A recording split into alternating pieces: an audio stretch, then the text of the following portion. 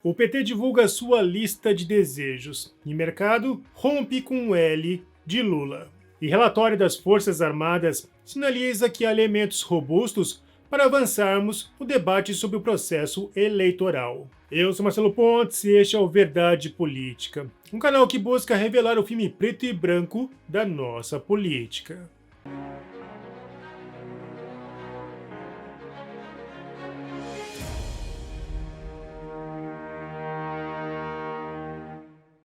Como já afirmei muitas vezes, não estamos diante de uma mera disputa eleitoral.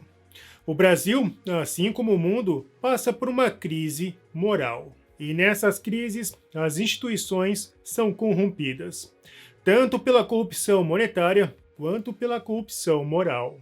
O site UOL, que em setembro publicou matéria sobre a insegurança alimentar no país, agora publica uma outra realidade. Extrema pobreza no Brasil caiu para a mínima histórica em 2020, diz Banco Mundial. Reforçar que essa série teve início em 1980, ou seja, a pobreza no Brasil nunca caiu tanto desde a redemocratização do país. Mas se criou uma narrativa maliciosa durante a eleição, baseada em mais um estudo igualmente malicioso de um especialista de carteirinha. O Poder 360 deixou bem claro que o estudo não estabeleceu como critério a quantidade de refeições das famílias. E a última especialista, escutada pela Folha de São Paulo, afirmou que a ditadura da liberdade de expressão vai minar o próprio processo democrático. Como já expliquei, nenhuma democracia ganha quem tem o poder do convencimento. No momento que se impõe balizas a esse princípio, se estabelece o desejo real por uma ditadura. A lista de inverdades, manipulações, erros grosseiros e, principalmente, criação de narrativas foi surpreendente durante estes 4 anos. A mídia bateu muito na configuração do Ministério Técnico de Bolsonaro, criando todo tipo de narrativa. É por isso que é de se estranhar que estejam calados diante das propostas de Lula. O plano de Lula é pelo retorno da velha configuração. Isso significa que teremos 33 pastas ao menos. Bolsonaro havia reduzido para 23. Isso aumentaria as indicações políticas e também os custos políticos, que são exponenciais se tratando de ministérios. O PT está circulando sua lista de desejos e já faz pressão para estes nomes. Gleice Hoffmann para a Casa Civil, Fernando Haddad para o Ministério da Fazenda e Geraldo Alckmin para o Ministério do Desenvolvimento. Também teríamos Guilherme Boulos para o Ministério das Cidades, Janones para a Secretaria de Comunicação, João Pedro Stedley com o Desenvolvimento Agrário e Simone Tebet com Agricultura, Pecuária e Abastecimento. Se a configuração com participação de militares no governo Bolsonaro era escandalosa para a mídia, como deveríamos chamar essa lista? Clube do Terror? Se for consolidada essa lista, seria um conchavo sem precedentes.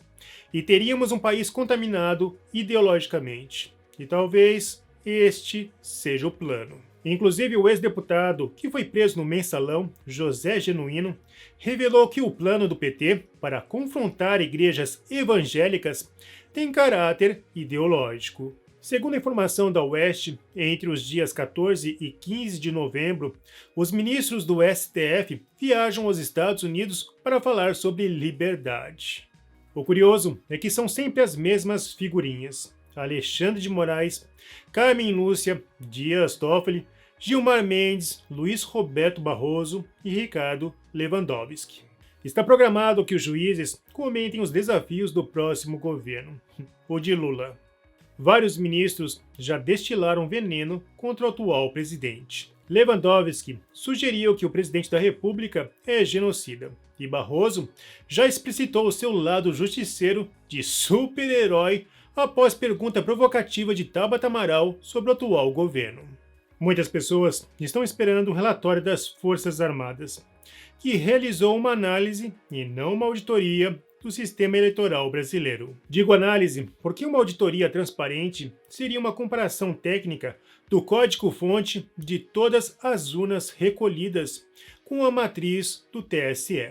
dentro de um desejo por transparência, e esse trabalho deveria ser acompanhado pelos partidos políticos. Esse tipo de comparação seria rápida. São cerca de 470 mil urnas eletrônicas.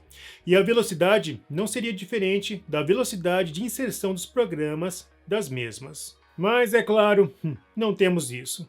O trabalho técnico do TSE na avaliação dos códigos pós-eleição ainda é um mistério. O Ministério da Defesa afirmou que o relatório será enviado ao TSE no dia 9 de novembro, mas isso não significa que não teremos a visibilidade do mesmo relatório. É aguardada uma análise estatística. Se essa análise não vier, os velhos argumentos por si só não terão peso. Há várias questões que deveriam ser sanadas, e até o momento não houve respostas técnicas.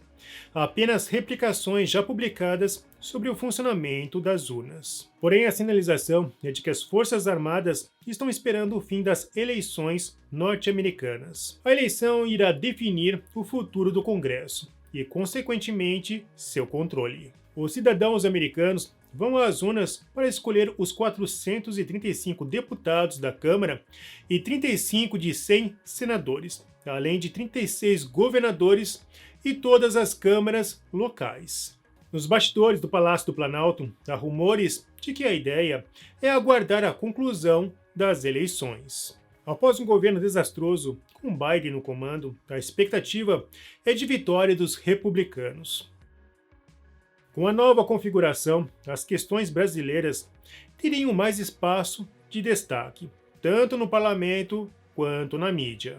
Essa forte possibilidade reforça que não se trata de um relatório alusivo, ou seja, a peso de confronto. Se este vier com análises estatísticas, assim como o relatório privado, poderemos avançar na discussão. Entretanto, isso não mudará a insatisfação nas ruas, e tudo irá piorar dentro e fora do país. Elon Musk, atual dono do Twitter, divulgou uma imagem simbólica deste novo mundo que adere a um fascismo global.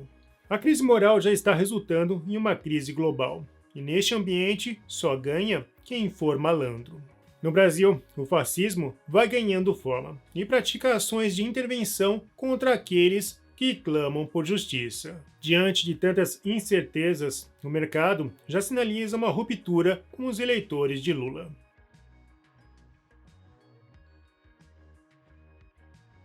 Enquanto o povo não entender que se trata de uma guerra pela moralidade e não uma guerra partidária, os problemas brasileiros não serão resolvidos. Portanto, daqui para frente, busque converter homens e mulheres para o cristianismo, pois assim, nunca mais terá que converter pessoas politicamente. Bom, se você gostou do nosso vídeo, não se esqueça, você financia o trabalho do Verdade Política, então curta, comente e compartilhe.